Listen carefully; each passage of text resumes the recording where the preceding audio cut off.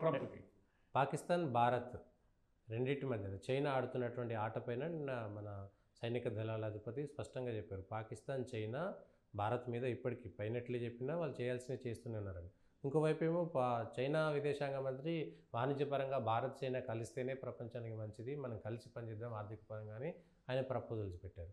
పైననేమో proposals బాగున్నాయి, కిందనేమో వెనకాల వెన్నుపోటు పొడుస్తున్నారని ఒక మాట. ఎట్లా నమ్మాలి మనం దీన్ని? ఇప్పుడు చైనా ఎప్పుడు ద్వంద్వ వైఖరినే అవలంబించింది. 1960లో కూడా నెహ్రూ పంచశీల సూత్రాలని మేము అంగీకరిస్తున్నాం, శాంతి కోరుకుంటున్నాం, ఈ 5 పాయింట్ల ఆధారంగా శాంతి ఉంటుంది అని అంటూనే ఆ రోజు అక్సాయ్ చిన్ ఆక్రమించుకున్నారు. చైనా సరిహద్దుల్లో 2 సార్లు యుద్ధానికి దిగారు.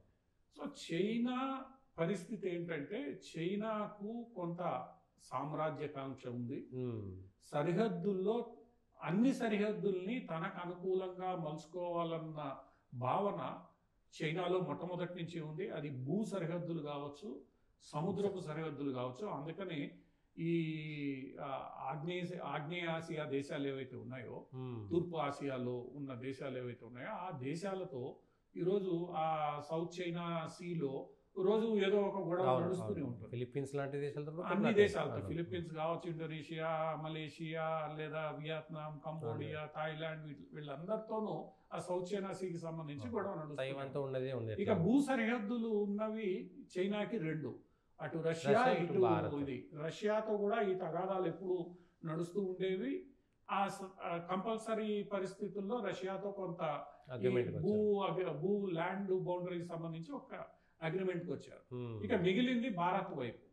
సో భారత్తో ఎప్పుడు 60ల నుంచి చైనా తన ఆధిపత్యాన్ని నిలుపుకోవడానికి భారత్ సరిహద్దుల్లో ఎక్కడైతే వీక్ పాయింట్స్ ఉన్నాయో వాటిని సరి చేసుకునే ప్రయత్నం నిన్న మొన్నటి దాకా గల్వాన్ సంఘటన వరకు చైనా చేస్తూనే ఉంది. అందువల్ల చైనా పైకి వాణిజ్యం, దౌత్యం లేదా రాజకీయం ఎన్ని మాటలు మాట్లాడినప్పటికీ చైనా ఏదైతే తన సరిహద్దులన్నింటినీ తనకు అనుకూలంగా మార్చుకునే ప్రయత్నం చేస్తుందో ఆ విషయంలో చైనా వైఖరిలో మార్పు ఉండదు. ఆ విషయం భారత్కు చాలా స్పష్టంగా తెలుసు. అందుకనే నిన్న మొన్నటి వరకు పాకిస్తాన్ ఓరియంటేషన్తో ఉన్న భారతీయ ఆర్మీ ఏదైతే సైన్యం ఉందో ఈరోజు 2 ఫ్రంట్ వార్కి రెడీగా ఉంది. ఒకవైపు చైనా, ఒకవైపు పాకిస్తాన్. దీనికి ఈరోజు బీజం పడలేదు పాకిస్తాన్, చైనాలు. ఎందుకంటే పాకిస్తాన్ని తాలిబాన్ తర్వాత అమెరికా వదిలినప్పటి నుండి పాకిస్తాన్ చైనా మీద ఆధారపడుతూ వస్తుంది. చైనాకు పాకిస్తాన్ ఈరోజు అవసరం. ఎందుకంటే అండమాన్ సీ గుండా వెళ్లే నౌకా మార్గానికి ప్రత్యామ్నాయం కోసం చైనా చాలా కాలంగా వెతుకుతోంది. ఆ ప్రత్యామ్నాయ మార్గం వాళ్ళకి గదార్ పోర్టు నుండి చైనా సరిహద్దుల్లోకి నేరుగా వాళ్ళు ఇన్ఫ్రాస్ట్రక్చర్ క్రియేట్ చేసుకున్నారు. ఒకవేళ ఈ సీ రూట్ని భారత్ అడ్డుకుంటే చమురు సరఫరాకు కానీ ఇంకో దానికి కానీ ఇబ్బందులు లేకుండా ఏవైతే మార్గాలు ఉన్నాయో ఆ మార్గాలు వాళ్ళు వెతుక్కున్నారు. ఆ మార్గాల్లో గదార్ పోర్టుకి లింక్ చేస్తూ వాళ్ళు ఏర్పాటు చేసిన మార్గం చాలా కీలకమైనది. ఎందుకంటే మిగతా అన్ని చోట్ల ఇబ్బందులే. ఇండోనేషియాతో పడదు, మలేషియాతో పడదు, థాయిలాండ్తో పడదు, కంబోడియాతో పడదు, భారత్తో పడదు. అటువంటి పరిస్థితుల్లో గల్ఫ్ నుంచి ఆయిల్ తీసుకెళ్ళాలి అని అంటే వాళ్ళకి వయా పాకిస్తాన్ అనేది. ఎందుకంటే తాలిబాన్తో కూడా ఇబ్బంది. ఇరాన్ ఎంతవరకు సహకరిస్తుందో తెలియదు. ఎందుకంటే ఇరాన్ నుంచి చైనా వెళ్ళాలంటే వయా ఆఫ్ఘనిస్తాన్ వెళ్ళాలి. సో ఇటువంటి పరిస్థితుల్లో వయా పాకిస్తాన్ అనేది వాళ్ళకి. సో చైనా ఒక వ్యూహాత్మకంగా పాకిస్తాన్తో మైత్రి చేసుకోండి, పాకిస్తాన్ వ్యూహాత్మకంగా చైనాతో మైత్రి చేస్తోంది. ఎందుకంటే ఇద్దరికి అంతర్లీనంగా భారతదేశం అంటే పడదు. సో ఈ 2 ఆస్పెక్ట్స్తోనూ ఈరోజు భారతదేశం డీల్ చేస్తోంది. ఒకటి వాళ్ళ యొక్క స్వభావం సరిహద్దులకు సంబంధించి కానీ ఇతరత్ర అవసరాల దృష్ట్యా అవి భారత్కు వ్యతిరేకంగా పనిచేస్తాయని తెలుసు. అట్లని చెప్పి వాణిజ్యపరంగా లేదా ఆర్థిక పరంగా లేదా ఇతరత్ర అంశాలలో ఈరోజు మనం చైనాని పూర్తిగా ఇగ్నోర్ చేసే పరిస్థితుల్లోనూ లేదు. ఎందుకంటే మనకు అవసరమైన ఉత్పత్తులు కానీ ముడిసరుకు కానీ చాలా వరకు ఈరోజు చైనా మీద ఆధారపడి ఉన్న మనం సెల్ఫ్ రిలయంట్ అయ్యేంత వరకు కూడా మనం కొంత అటు ఇటుగా ఉండాలి. అందులో ప్రపంచ రాజకీయాల్లో మనం ఎవరికి వ్యతిరేకం కాదనుకున్నప్పుడు చైనా ఒక కీలకమైన దేశంగా ఉన్న వేళ చైనాతో మాట్లాడకుండా ఉండే పరిస్థితి లేదు. అట్లని చైనా చెప్పింది వినే పరిస్థితుల్లో కూడా మనం లేవు. అందుచేత ఈరోజు చైనా పాకిస్తాన్లు కలిసి ఉన్నాయన్నది వాస్తవం. ఆ వాస్తవాన్ని భారతదేశం ఎప్పుడో గుర్తించింది. అందుకని టూ ఫ్రంట్ వారికి భారత్ సైన్యం ఎప్పుడో తన డాక్టరీని మార్చుకొని దానికి అనుగుణంగా కొత్త బెటాలియన్స్ చైనా సరిహద్దు వెంబడి భారతదేశ సైన్యం రేస్ చేస్తోంది, మోహరిస్తోంది. అక్కడ సరిహద్దు వెంబడి ఏవైతే హిమాలయాల్లో మార్గాలు ఉన్నాయో, రోడ్డు మార్గాలు కావచ్చు, ఇంకోటి కావచ్చు, సరిహద్దులకు చేరుకోవడానికి అవన్నీ పటిష్టం చేస్తున్నారు, అరుణాచల్ ప్రదేశ్ నుంచి ఇక్కడ వరకు. అలానే చైనా ఎక్కడెక్కడైతే నార్త్ ఈస్ట్లో ఇబ్బంది పెట్టాలని చూస్తుందో వాటన్నిటి మీద దృష్టి సారించారు. మయన్మార్తో సఖ్యతగా ఉంటూ ఇవన్నీ కూడా చైనాను పూర్తిగా ఇది చేయకుండా, అంటే భారతదేశంలో ఏలు పెట్టనీయకుండా అడ్డుకుంటూనే చైనా చేసే ప్రయత్నాలను జాగ్రత్తగా గమనిస్తూ ఎదుర్కొనే ప్రయత్నం భారతదేశం చేస్తోంది.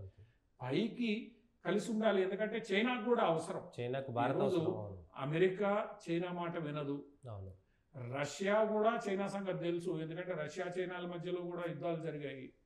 రష్యా భారతదేశం వైపు పూర్తిగా వెళ్లకుండా చూసుకోవాల్సిన అవసరం చైనాకు ఉంది. సో ఇదంతా ఒక రాజకీయ చదరంగం లాంటిది ఏదైతే ఉందో, దీంట్లో ఏ దేశం ఆ దేశ ప్రయోజనాలకు అనుగుణంగా ప్రవర్తిస్తోంది, భారతదేశం కూడా ప్రవర్తిస్తుంది. అందువల్ల భారతదేశం ఈరోజు చైనాని గుడ్డిగా నమ్మేసింది అని ఎవరైనా అనుకుంటే అది పొరపాటు. భారతదేశ సైన్యాధ్యక్షుడు చెప్పినట్లు చైనా పాకిస్తాన్లు కలిసి పనిచేస్తున్నాయి.